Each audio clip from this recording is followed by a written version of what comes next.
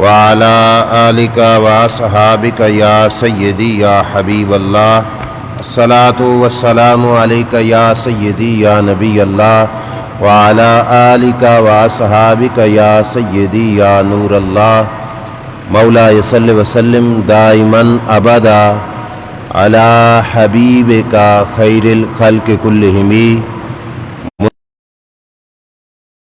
یا اکرم الخلق مالی من الوذ به سواک عند حلول الحادث العممی ولن یدیک رسول اللہ جاہک بی اذا الکریم تجلی باسم منتقمی رب صل وسلم دائما ابدا علی حبیبک خیر الخلق کلہم۔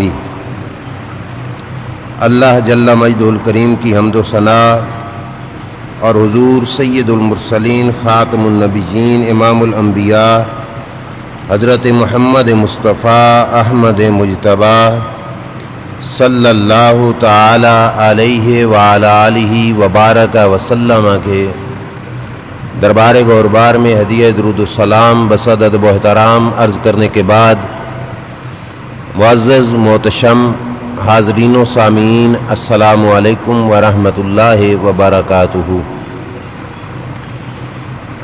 رب تعالیٰ کے فضل و توفیق سے اور اللہ کے پیارے حبیب صلی اللہ تعالیٰ علیہ وآلہ وسلم کی نگاہ رحمت شفقت کے طفیل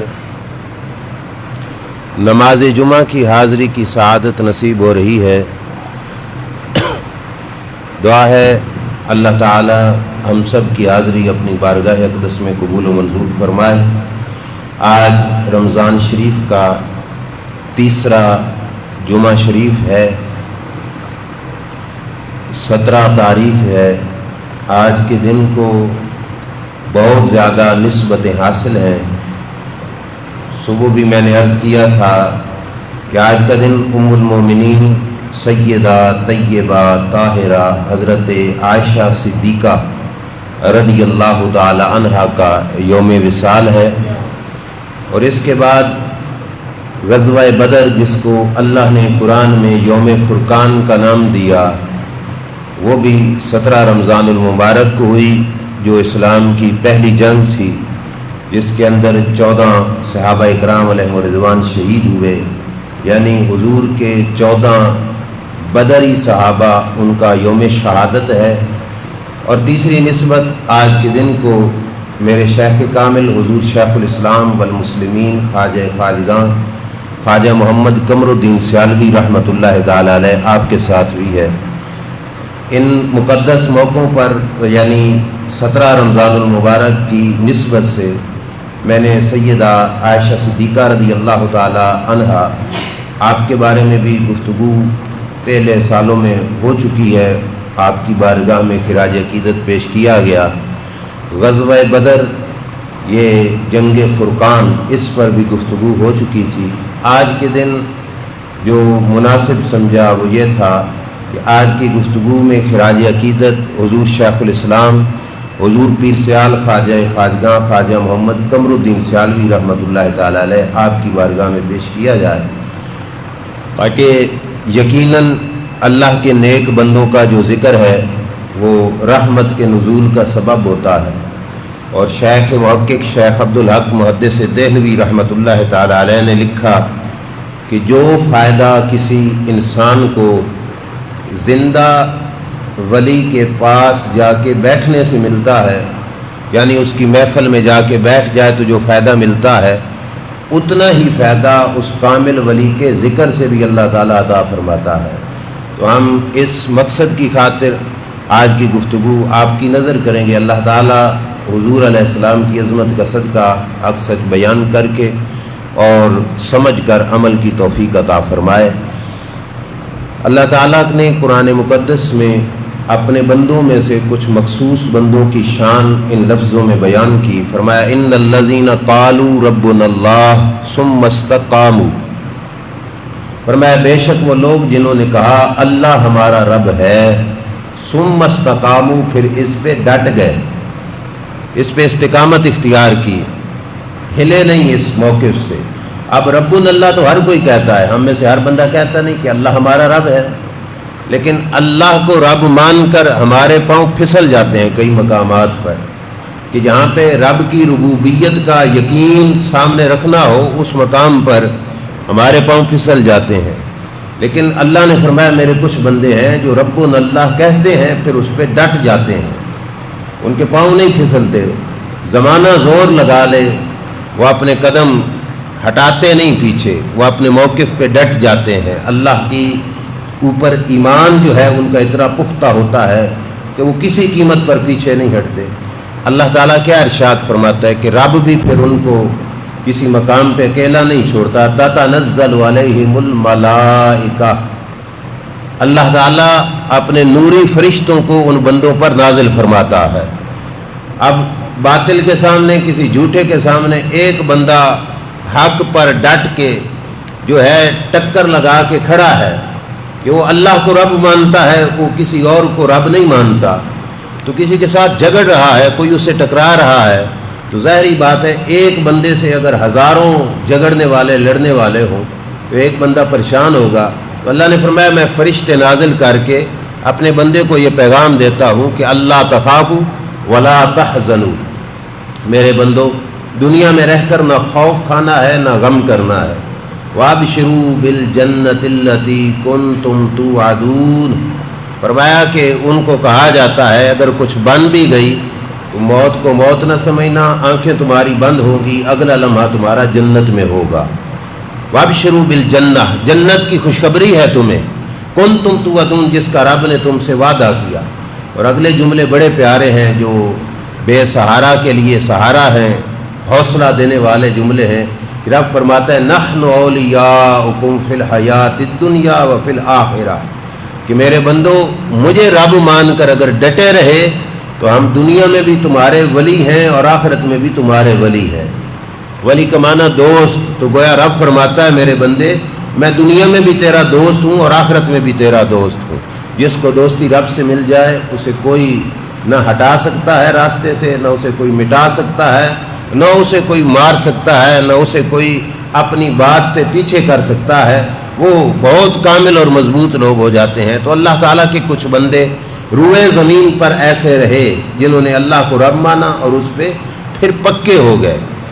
اللہ کے پیارے محبوب علیہ الصلوۃ والسلام کا بھی ارشاد ہے لا یزال من امتی امت قائمۃ بامر اللہ، فرمایا میری امت میں ہمیشہ ایک گروہ اللہ کے ساتھ جڑ کر رہے گا، وہ رب کی تعلق کو کبھی کمزور نہیں ہونے دے گا، اللہ کے ساتھ وہ اپنا تعلق مضبوط رکھے گا۔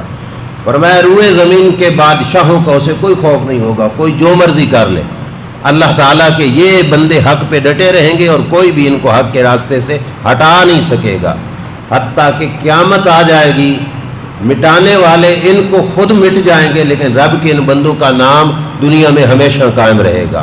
ایسے ہزاروں بندے ہیں، ہم ہر کسی کا ادب و احترام کرتے ہیں، ان ہزاروں میں سے ایک ہستی حضور پیر سیال خواجہ محمد قمر الدین سیالوی رحمۃ اللہ تعالیٰ علیہ، میں تھوڑا سا تعارف پیش کر کے پھر آپ کی حیات طیبہ پر اس آیت کریمہ کو فٹ کروں گا، اور پھر دیکھنا جس ہستی نے صرف رب اللہ نہیں کہا، اللہ کو رب مان کر پوری طرح اس پہ ڈٹے بھی ہیں، مضبوطی اختیار کی ہے، رب نے ان کو پھر شانیں کتنی بخشی ہیں۔ خواجہ محمد قمر الدین سیالوی رحمۃ اللہ تعالیٰ علیہ سیال شریف کے چوتھے سجادہ نشین ہیں، چوتھے نمبر پر آپ نے خلافت کو سنبھالا۔ ولادت باسعادت 7 جولائی 1906، یہ 2021 چل رہا ہے نا، اس سے پیچھے 1900 چلتا رہا، 1906 کے اندر جولائی کی 7 تاریخ آپ کی ولادت باسعادت ہوئی، اور آپ نے جس عظیم گھرانے میں آنکھ کھولی اس گھرانے کا اٹھنا بیٹھنا اللہ کا ذکر تھا، اور یوں کہہ لو کہ اس گھرانے میں روٹی کم تھی اور اللہ کا ذکر زیادہ ملتا تھا۔ ان کی زندگی کا ایک ایک لمحہ اللہ تعالیٰ کی یاد میں گزرتا تھا۔ آپ کے والد گرامی تھے حضرت خواجہ محمد ضیاء الدین سیالوی رحمۃ اللہ علیہ۔ اب گھر میں بچہ پیدا ہو تو ان اللہ کے نیک بندوں کی جو زندگیاں ہیں وہ ہمیں سبق بھی دیتی ہیں کہ بچے کی پرورش کس رنگ میں کرنی ہے۔ تو خواجہ ضیاء الدین سیالوی رحمۃ اللہ تعالیٰ علیہ نے سب سے پہلے اپنے اس بیٹے کو قرآن مقدس کا حافظ بنایا۔ حافظ کریم بخش رحمۃ اللہ علیہ قاری صاحب تھے، سیال شریف کے قریب ایک جگہ ہے پولا، وہاں پہ وہ قرآن مجید پڑھایا کرتے تھے۔ تو آپ کے والد گرامی نے آپ کو وہاں پہ بھیجا اور وہاں سے آپ نے قرآن مقدس کے حفظ کی تکمیل کی۔ قرآن مقدس کے حفظ کر لینے کے بعد جو اگلا مرحلہ ہے اور سب سے اہم اور ضروری مرحلہ ہے وہ ہے اللہ کے دین کی تعلیم کو حاصل کرنا، دین سمجھنا، قرآن سمجھنا، حدیث سمجھنا۔ یہ سستی نے اتنے بڑے گھرانے میں آنکھ کھولی تھی، دین کو تو ان کو گھٹی میں ملا تھا، انہوں نے تو دین کے سبق گھر سے بھی پڑھے، لیکن اللہ کے نیک بندے اپنی زندگی یوں گزارتے ہیں تاکہ پچھلوں کو کوئی سبق ملے۔ قرآن مجید کی تکمیل کے بعد، قرآن مجید مکمل کرنے کے بعد علم دین کے حصول کے لیے خواجہ محمد قمر الدین سیالوی رحمۃ اللہ تعالی علیہ نے اپنا سیال شریف چھوڑ کر دور دراز کے سفر کیے۔ آپ حیران ہو گئے، سرگودا کا سیال شریف یہاں سے چل کر انڈیا میں دہلی کی سرزمین پر جا کر اجمیر شریف میں ایک مدرسہ تھا جس کو مدرسہ عثمانیہ دارالخیر، وہاں پہ داخلہ لیا اور دہلی کی سرزمین سے جا کے علم دین کی پیاس جو تھی وہ آپ بجھاتے رہے۔ وہاں پہ آپ کے استاد تھے مولانا معین الدین اجمیری رحمۃ اللہ علیہ۔ یہ خواجہ معین الدین چشتی نہیں، وہ تو بہت پہلے کے گزر چکے تھے۔ یہ اجمیر شریف کے علاقے میں رہنے والے یہ بہت بڑے عالم تھے، ان کا نام بھی تھا مولانا معین الدین اجمیری رحمۃ اللہ تعالی علیہ۔ وہاں سے جا کے آپ نے علم دین کا فیض لینا شروع کیا اور دین کا علم پڑھنا شروع کیا۔ آنے والوں کو ایک سبق دیا کہ پیر کے گھر میں پیدا ہو کر فقط پیر کا بیٹا ہونے کے ناطے پیر بن جانا یہ اور ہے، اور پیر کا بیٹا بھی ہو اور اللہ کے دین کے حصول کے لیے لمبے لمبے سفر کر کے کامل عالم دین بن کر پیری کی مسند پہ بیٹھنا یہ کچھ لوگوں کا کام ہوتا ہے۔ دہلی کی سرزمین سے جا کے پڑھا اور پڑھائی میں اتنے قابل تھے، کتابوں میں لکھا ہے آپ کی حیات طیبہ میں کہ دوران طالب علمی جب بچہ پڑھ رہا ہوتا ہے کسی کتاب پر عربی زبان میں ایسا حاشیہ لکھتے، ایسی عبارت لکھتے کہ آپ کے استاد بھی حیران ہو جاتے کہ یہ طالب علم ہو کر اتنی اعلیٰ قسم کی عربی زبان کیسے لکھ لیتا اور اتنی بڑی بڑی باتیں یہ کیسے لکھ لیتے ہیں۔ پھر ہوا یوں کہ آپ کی عمر مبارک ابھی بالکل چھوٹی سی تھی۔ سیال شریف میں جو سجادہ نشین آپ کے والد گرامی تھے ان کا وصال ہو گیا۔ وصال شریف کے بعد آپ کو پھر سیال شریف آنا پڑا، کیونکہ سجادہ نشینی سنبھالنی تھی، مسند کو سنبھالنا تھا، یہ آستانہ خانقاہی نظام، یہ سارے کی ساری ذمہ داری سنبھالنی تھی۔ تو آپ وہاں سے دہلی سے، یعنی انڈیا اس وقت تو پاکستان نہیں بنا تھا، تو آپ وہاں سے واپس سیال شریف آ گئے۔ اب یہ بات بڑی مزے کی ہے کہ عموماً طالب علم استاد کو دیکھ کر مدرسہ بدلتے ہیں کہ فلاں مدرسے کا استاد بڑا اعلیٰ ہے لہٰذا میں یہاں سے وہاں پہ جا کے پڑھتا ہوں۔ خواجہ صاحب کی زندگی میں یہ ہوا جب اجمیر شریف والا وہ مدرسہ چھوڑ کر آپ یہاں پہ سیال شریف آئے تو اجمیر شریف کے اس مدرسے کے جو سب سے بڑے استاد تھے جن کا میں نے نام لیا مولانا معین الدین اجمیری رحمۃ اللہ تعالی علیہ، اتنے بڑے مقامات پہ بیٹھے ہوئے اور اتنے بڑے آستانے کے عظیم مدرس اس مدرسے کو چھوڑ کر سیال شریف آ گئے۔ استاد ایک شاگرد کے لیے مدرسہ چھوڑ کر یہاں پہ آ گئے، سیال شریف میں آ گئے، اور کسی نے کہا حضرت وہاں پہ بڑے بڑے طالب علم تھے، سینکڑوں قسم کے طالب علم تھے، ڈھیر سارے طالب علم آ کر آپ سے فیض حاصل کرتے، آپ وہاں پہ رہتے تو زیادہ بہتر تھا۔ ظاہری بات ہے، ایک ہے مدرسے میں رہ کر سینکڑوں طالب علموں کو پڑھانا اور ایک ہے کسی ایک جگہ پہ جا کر کسی صرف ایک بچے کو پڑھانا۔ لوگوں نے مولانا معین الدین اجمیری کو مشورہ دیا کہ وہاں پہ رہتے تو زیادہ بہتر تھا، آپ وہاں سے چھوڑ کر یہاں آ گئے تو ایک بچے کی خاطر، صرف جس بچے کا نام محمد قمر الدین سیالوی تھا، زمانہ طالب علمی میں استاد اپنا مدرسہ چھوڑ کر پیچھے آئے۔ تو جب لوگوں نے یہ کہا تو آپ نے کیا جواب دیا استادوں نے؟ انہوں نے فرمایا تمہیں یہ بچہ نظر آتا ہے، مجھے اس بچے کے ماتھے میں آیت من آیات اللہ ہونے کی نشانیاں نظر آتی ہیں۔ یہ عام بچہ نہیں، یہ تو اللہ کی قدرتوں کی ایک نشانی ہے یہ بچہ۔ اور کبھی یہ بچہ آسمان دنیا پر علم کا ایک بہت بڑا سورج بن کے چمکے گا اور لوگوں کو پتہ چلے گا کہ یہ بچہ کتنا عظیم انسان تھا۔ تو خواجہ صاحب کی تعلیم اور تربیت کے لیے مولانا معین الدین اجمیری رحمۃ اللہ علیہ دہلی سے سیال شریف میں آئے اور یہاں پہ آ کے آپ کو پڑھاتے رہے۔ خواجہ صاحب نے صرف یہ ایک سفر نہیں کیا، آستانہ عالیہ سیال شریف سے آپ لوگ اچھی طرح واقف ہو گئے، چپھڑ شریف جو یہاں پہ آستانہ ہے، چپھڑ شریف کے ایک بہت بڑے عالم تھے مولانا سلطان اعظم صاحب رحمۃ اللہ تعالی علیہ، بہت بڑے عالم تھے۔ یہ حضور شیخ الاسلام خواجہ محمد قمر الدین سیالوی رحمۃ اللہ تعالی علیہ کے بھی استاد ہیں، اور میرے استاد محترم حضور اشرف العلماء حضرت علامہ محمد اشرف سیالوی رحمۃ اللہ تعالی علیہ کے بھی استاد ہیں،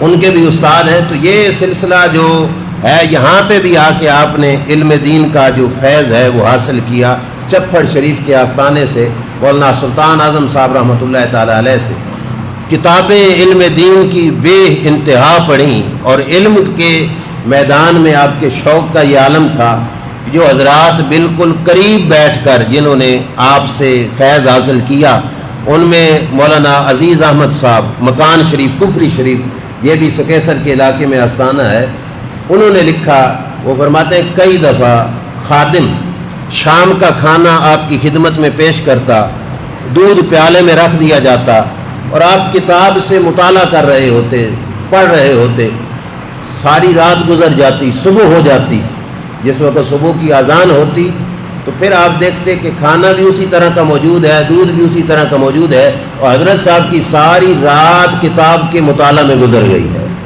اتنا زیادہ کتاب کا مطالعہ یہ اللہ کے ولیوں کا سبق ہے ہمارے لیے، کہ ہم فقط یہ نہ سمجھیں آج کل تو ولی ایسے پیدا ہو گئے جی، ہم جی دل کی آنکھ سے پڑھتے ہیں جی، اندر کے پڑھے ہوئے ہیں جی، اندر کے پڑھے ہوئے کچھ ظاہر میں بھی تو پڑھو، پتہ تو چلے کہ تمہارا علم دین کے ساتھ تعلق کتنا ہے۔ اور ہمارے استاد محترم حضور اشرف العلماء حضرت علامہ محمد اشرف سیالوی رحمۃ اللہ علیہ فرمایا کرتے تھے کہ اس وقت لائٹیں نہیں ہوتی تھیں تو چراغ ہوتے تھے، چراغ جلا کر تکیے کی ٹیک لگا کر کتاب پڑھنے بیٹھنا، اور چراغ کی روشنی میں آج کل تو ہم موبائل پہ بھی پڑھ رہے ہوں تو مچھر آ جاتے ہیں، پتنگے آ جاتے ہیں، بندہ تنگ پڑتا ہے، چراغ کی روشنی میں کیڑے پتنگے آ جاتے۔ تو استاد صاحب فرماتے ہیں ہم نے کئی دفعہ دیکھا آپ کی داڑھی مبارک میں، آپ کی زلفوں مبارک میں وہ پتنگے داخل ہو جاتے، آپ کو پرواہ تک بھی نہ ہوتی، آپ ان کو کچھ نہ کہتے، اللہ کے دین کی کتاب کا مطالعہ ہی فرمایا کرتے تھے۔ سیال شریف کے آستانے پر ایک لائبریری ہے، آج تک بھی موجود ہے، پرانے حضرات کی بہت زیادہ کتابیں وہاں پہ موجود ہیں۔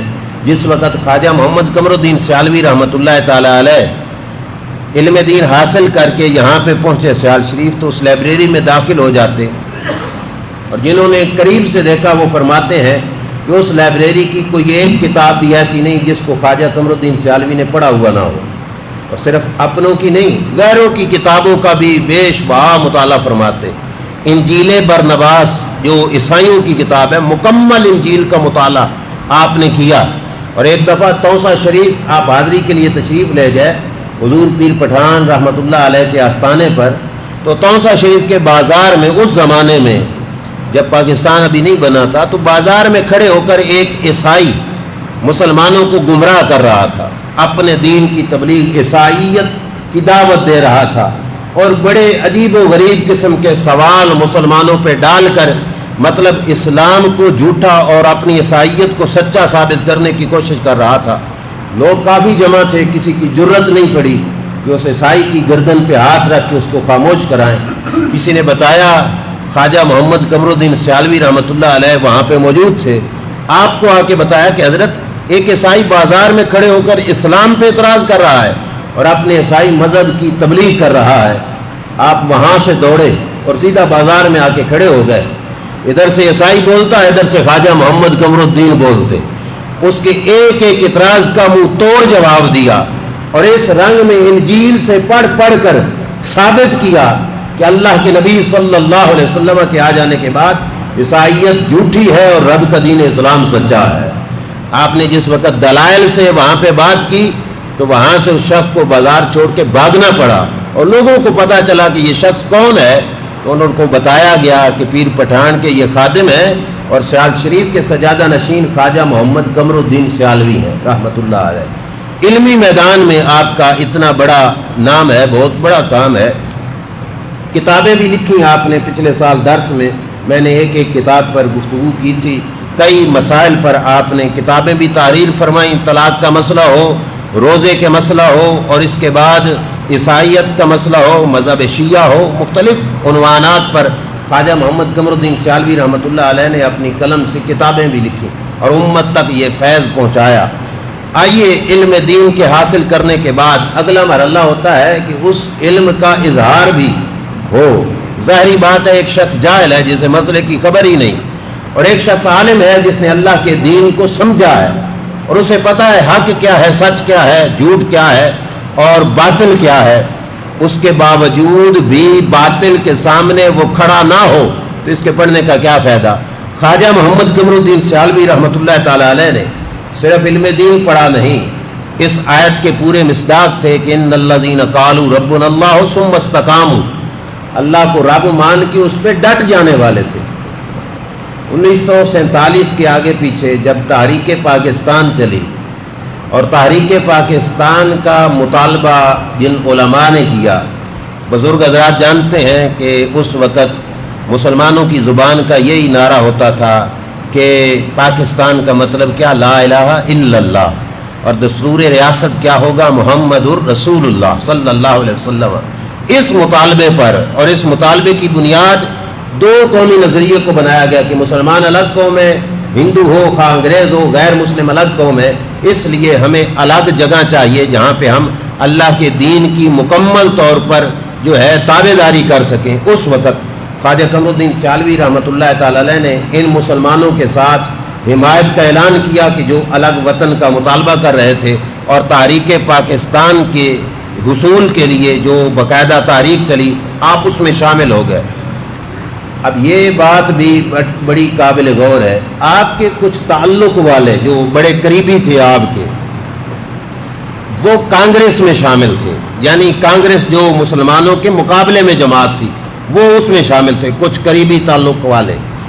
اب وہ چونکہ ہندوؤں کی جماعت تھی، وہ آپ سے اپنی جماعت کے لیے مدد تو طلب نہ کر سکے، لیکن جب آپ نے مسلم لیگ میں شمولیت کا اعلان کیا اور کہا کہ میں ان کے ساتھ دوں گا، تو اب وہ لوگ آپ کے پاس آئے اور انہوں نے آ کے کہا حضرت جی آپ کا حق بنتا ہے، آپ ایک آستانے کے سجادہ نشین ہیں، آپ غیر جانبدار ہو کر رہے ہیں۔ یہ میٹھا سبق پڑھانے کی انہوں نے کوشش کی کہ آپ نہ ہی مسلم لیگ کا ساتھ دیں اور نہ ہی کانگریس کا ساتھ دیں، نہ مسلم لیگ کی مخالفت کریں نہ کانگریس کی مخالفت کریں، آپ بس سادہ سا فقیر بن کر اللہ اللہ کیجئے، سائیڈ پہ ہو جائیے، غیر جانبدار ہو کر آپ رہیے۔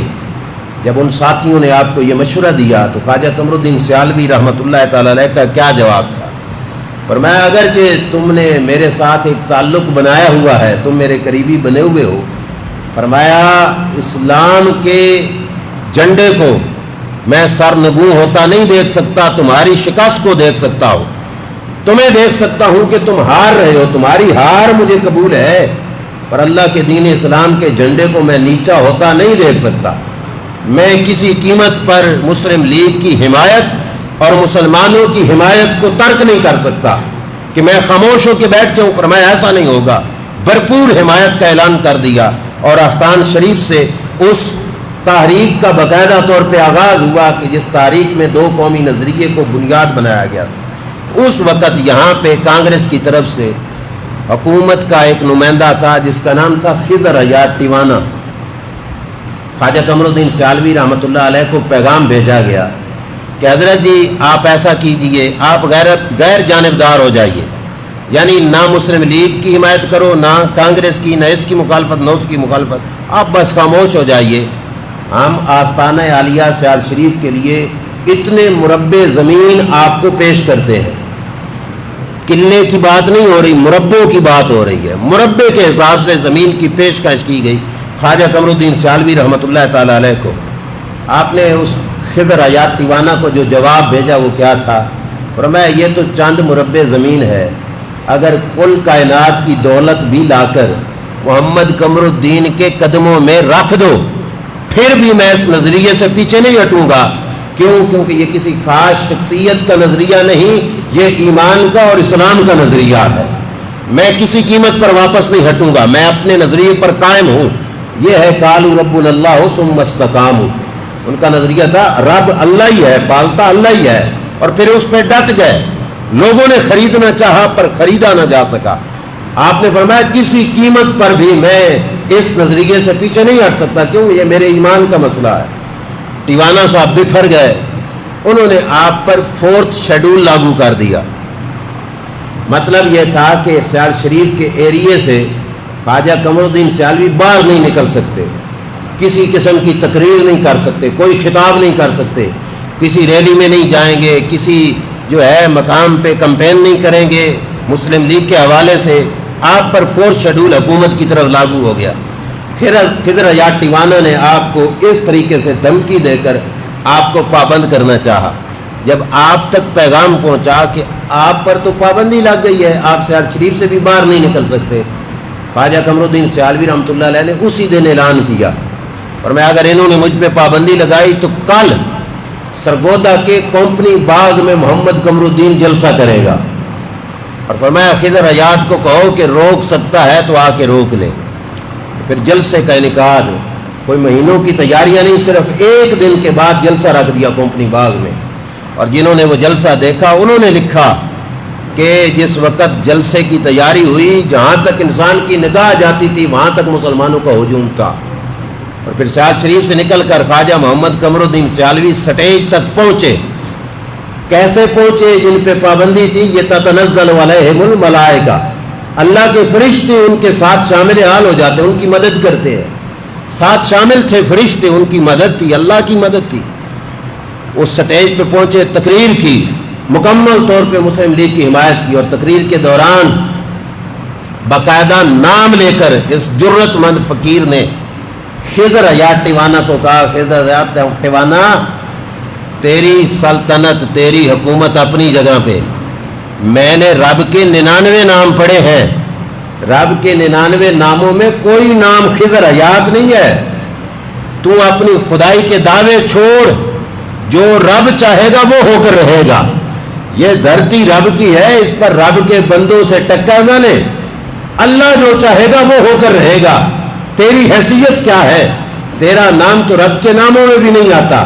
تو رب کا بندہ ہے، رب کا بندہ ہی بن کے رہے اور میرے ساتھ ٹکر نہ لے. اور پھر زمانے نے دیکھا کہ جس وقت رب ذوالجلال نے مسلم لیگ کو عروج بخشا، وہ کانگریسی ملا ہوں یا کانگریسی جاگیردار ہوں، وہ ہارے اور اللہ نے فتح اسلام کو عطا فرمائی.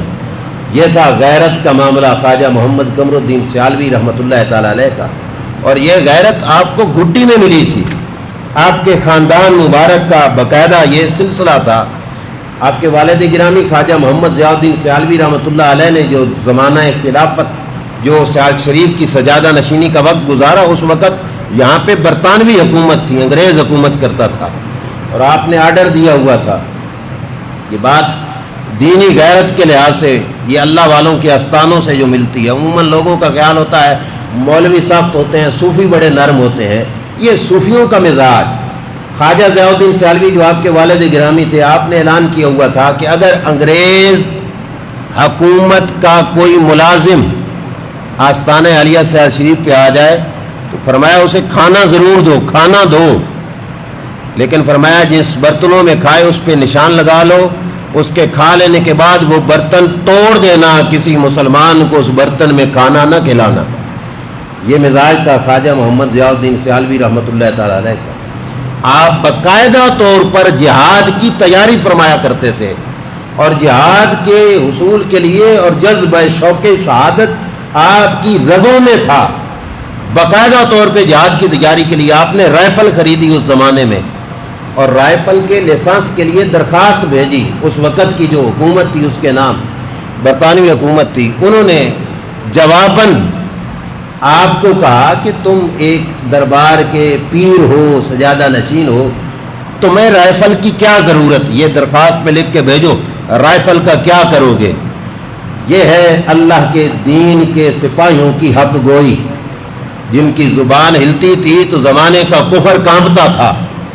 انگریز حکومت کا بندہ آپ سے پوچھ رہا ہے کہ رائفل کا لائسنس بنوا کے رائفل سے کیا کرو گے؟ آپ کا جواب سنیے کیا ہے۔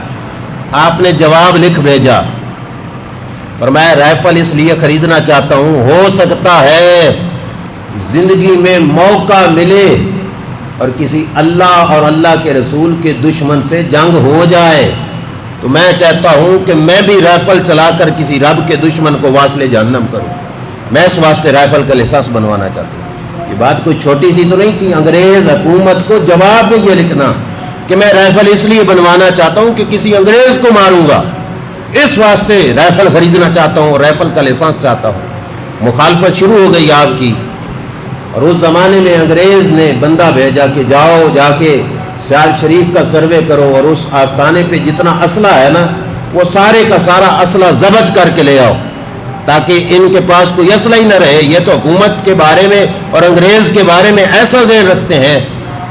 اس وقت انگریز حکومت کا جو کمشنر تھا سیوال کی سرزمین سے چلا، گھوڑے پہ سواریاں ہوتی تھیں اکثر اوقات، گھوڑے پہ جانے لگا سیال شریف۔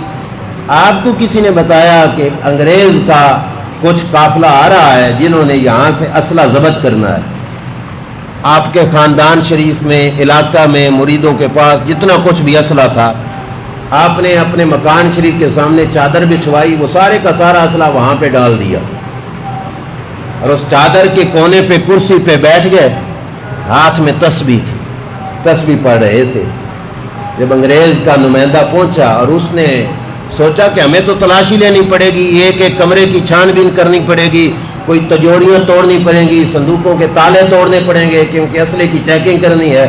یہاں پہ پہنچا تو معاملہ بڑا انوکھا تھا کہ آپ نے تو سارے کا سارا اسلحہ زمین پہ بکھیرا ہوا تھا، چادر پہ رکھا ہوا تھا۔ وہ پہنچا تو آپ نے فرمایا یہ کل اسلحہ ہے جو سیال شریف کے باسیوں کے پاس تھا یا میرے پاس تھا، لے جاؤ اسے اٹھا کر، لے جاؤ اسے اٹھا کر۔ یہ جملہ سن کر انگریز حیران ہوا۔ اس نے کہا آپ تو اسلحے کے لیے لائسنس کی درخواست کر رہے تھے۔ آپ نے فرمایا یہ تم لے جاؤ، اللہ کے فقیر کے لیے یہی اسلحہ کافی ہے۔ تسبیح ہوا میں لہرا کر فرمایا اللہ کے فقیر کے لیے یہ اسلحہ کافی ہے۔ جہاں پہ تمہاری بندوقیں کام نہیں نہ کرتی، فقیر کی تسبیح وہاں پہ بھی کام کر جاتی ہے۔ اب یہ اللہ والے کی زبان تھی، کوئی ہم جیسوں کی زبان تو نہیں تھی۔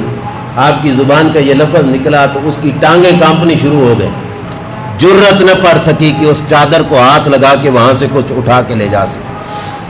یہ تھی جذبہ غیرت کا، اور یہ جذبہ غیرت خواجہ قمر الدین سیالوی رحمۃ اللہ تعالی علیہ کو بھی رب ذوالجلال نے عطا فرمایا ہوا تھا کہ انگریز کی مخالفت ساری زندگی کی، مسلم لیگ کی حمایت کی، یہ ان لوگوں کی محنتوں کا نتیجہ ہے کہ جو اللہ کریم نے اس وطن کو، پاکستان کو معرض وجود بخشا اور اسے وجود نصیب ہوا۔ یہ ان بزرگان دین کی محنت تھی۔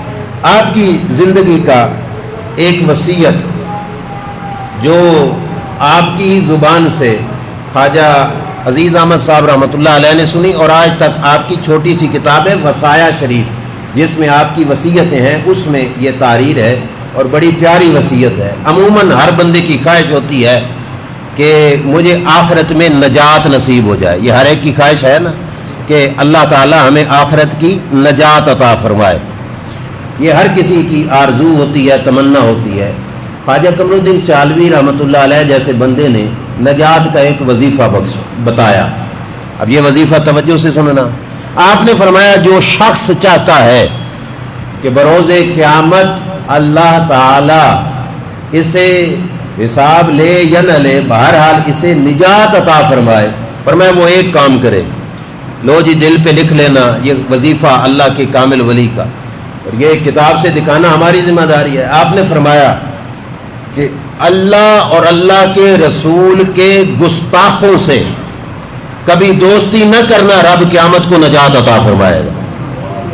یہ وظیفہ آپ کا ہے، اور باقاعدہ وصایا شریف جو آپ نے صاحبزادگان کے نام لکھے اس میں یہ الفاظ موجود ہیں کہ بے دینوں سے خلط ہرگز نہ کریں، کہ جو بے دین ہوں ان کے ساتھ کبھی تعلق نہ جوڑنا۔ کچھ لوگ ہوتے ہیں جی ہم تو سب کے ساتھ ہیں، یہ تو حشر کو معلوم ہوگا، بروز قیامت کے رب پوچھے گا کہ میرے دشمنوں سے دشمنی کی، میرے دوستوں سے دوستی کی کہ نہیں۔ یہ خواجہ قمر الدین سیالوی رحمۃ اللہ تعالی علیہ کی وصیت ہے، اور نجات کا وظیفہ اپنے مریدوں کو اپنی اولاد کو یہی عطا فرمایا کہ اللہ رسول کے دشمنوں سے کبھی بھی دوستی نہ کرنا، دشمنوں سے دشمنی ہی رکھنا، یہ خواجہ قمر الدین سیالوی رحمۃ اللہ تعالی علیہ کا ایک وظیفہ تھا۔ اور اس کے ساتھ ساتھ جو اگلی چیز اللہ کریم نے اس عظیم ہستی کو جہاں پہ علم اتنا عطا فرمایا تھا، وہاں پہ پیارے آقا صلی اللہ علیہ وسلم کا عشق بھی بے پناہ عطا فرمایا تھا۔ کفری شریف کے سابقہ سجادہ نشین حافظ عزیز احمد صاحب رحمۃ اللہ تعالی علیہ وہ بیان فرماتے ہیں کہ اگر ادب کا یہ پہلو سننا اور پھر دیکھنا کہ ہم کس مقام پر ہیں اور اللہ والوں کا ادب کتنا ہوتا تھا، اگر آپ کی نگاہ شریف بیٹھے بیٹھے یا چلتے ہوئے دور کسی جگہ پر پڑی ہوئی حدیث پاک کی کتاب پہ پڑ جاتی، حدیث پاک کی کتاب پر آپ کی نظر پڑ جاتی تو آپ فوراً اپنا جوتا اتار دیتے تھے۔ یہ تھا ادب اور تعظیم کا معاملہ۔ حدیث کی کتاب کو بھی جوتا پہن کر نہ دیکھتے تھے، جوتے فوراً اتار دیتے تھے، کتاب پر بھی نظر پڑتی تھی۔ یہ حضرت عزیز احمد صاحب رحمۃ اللہ علیہ انہوں نے لکھا۔ اتنا ادب تھا اور اتنا کامل ادب تھا۔ اور جو ہمارے استاد محترم رحمۃ اللہ تعالی علیہ نے بتایا، آپ نے تو بتایا کہ جس کمرے میں روضہ رسول صلی اللہ علیہ وسلم کی تصویر بنی ہوتی تھی، خواجہ قمر الدین سیالوی اس کمرے میں جوتوں سمیت داخل نہیں ہوا کرتے تھے۔ یہ ادب شریف کا اور محبت کا ایک انداز تھا۔ مدینہ شریف حاضری کے لیے تشریف لے کے گئے، اللہ تعالیٰ سب کو نصیب فرمائے۔ ہمارے ہاں تو ہمارا تو یہ سلسلہ ہے کہ لوگ حاضری کے بعد اسپیشل شاپنگ کے لیے بازاروں کے چکر لگاتے ہیں۔ خواجہ صاحب کا عمل یہ اس واسطے کہ ہم اس کو اپنے عمل کا ہم اس سے سبق سیکھیں اور خود اپنے عمل میں ایسی چیز کو لائیں۔ خواجہ صاحب نے مدینہ شریف کی حاضری دی، جس وقت حاضری نصیب ہوئی تو آپ کا عمل شریف سنیے۔ آپ نے مدینہ شریف کی ایک پرانی وہاں کی رہائش پذیر بی بی بوڑھی خاتون سے جا کے بات کی اور آپ نے جا کے پوچھا کہ مدینہ شریف کی بستی میں سید زادیوں کو جتنیوں کو جانتی ہے مجھے بتاؤ۔ حضور کی اولاد سید زادیاں بچیاں حضور کی اولاد شریف کی، وہ جو مدینہ شریف میں رہتی ہیں وہ مجھے بتاؤ۔ اس بوڑھی خاتون سے رہنمائی لے کر جتنے گھر اس خاتون نے سید زادیوں کے بتائے، خواجہ محمد قمر الدین سیالوی رحمۃ اللہ علیہ نے مدینہ شریف کی بستی میں چل چل کر ہر گھر میں جا کر سادات کی جھولی میں نذرانہ پیش فرمایا۔ یہ ایک بہترین عمل ہے کہ حضور کا گھرانہ ہے تو وہاں پہ جا کے نذرانہ پیش کیا حضور کے گھرانے کی بچیوں کو۔ اور آپ کے اس عمل شریف کا نتیجہ تھا کہ پھر ایک دفعہ جب آپ جانے لگے تو آپ کے ایک مرید تھے ملک اللہ بخش ٹیوانہ صاحب، ان کی پوتی تھی۔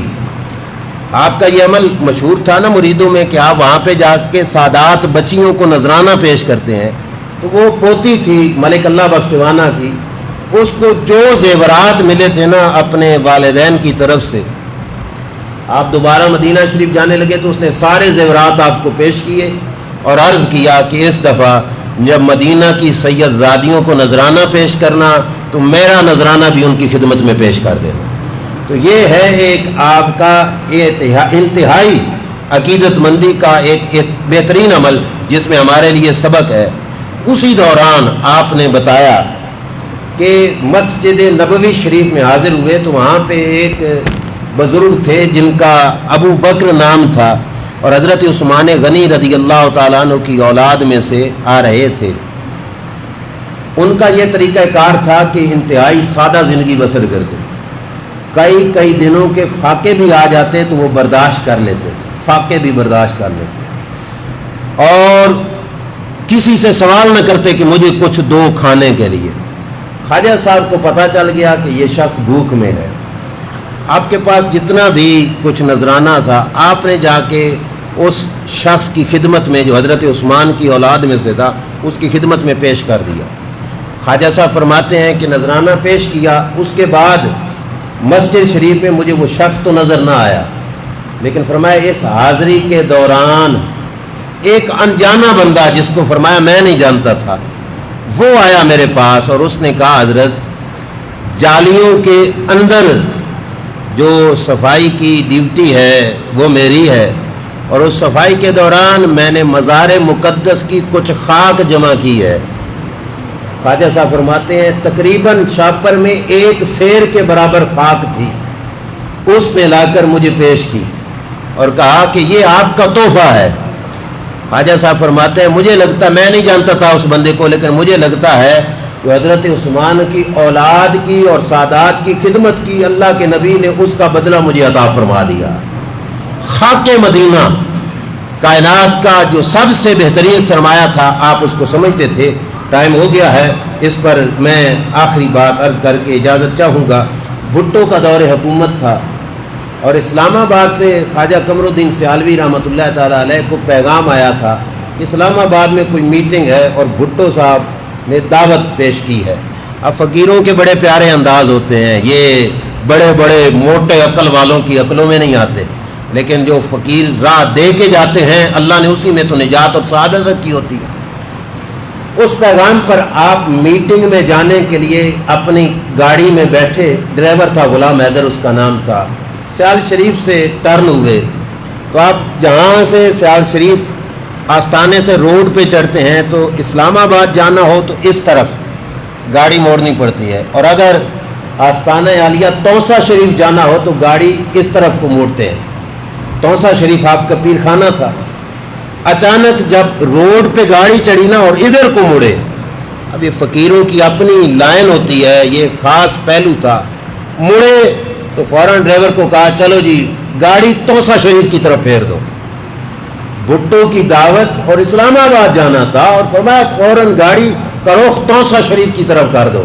تو نے کہا حضرت ہم نے تو وہاں جانا ہے، آپ کا جواب سنو۔ آپ نے فرمایا میں اپنے پیر کے آستانے کو پشت کر کے اسلام آباد میں کسی شہنشاہ کی دعوت پہ نہیں جا سکتا، میں اسلام آباد کو پشت کر کے اپنے پیر کے آستانے پہ جاؤں گا، لہذا اسلام آباد کا سفر اب نہیں ہوگا، اب توسا شریف کی حاضری ہوگی۔ تو یہ تھا آپ کا دنیا سے بے رغبتی کا عالم۔ میں نے تو بہت مختصر حصہ آپ حضرات کے سامنے پیش کیا۔ اللہ تعالیٰ مجھے آپ کو عمل کی توفیق عطا فرمائے، اور اللہ کریم ان عظیم ہستیوں کا صدقہ ہمیں بھی ان کے نقش قدم پہ چلنے کی توفیق عطا فرمائے۔ وآخر دعوانا الحمد للہ رب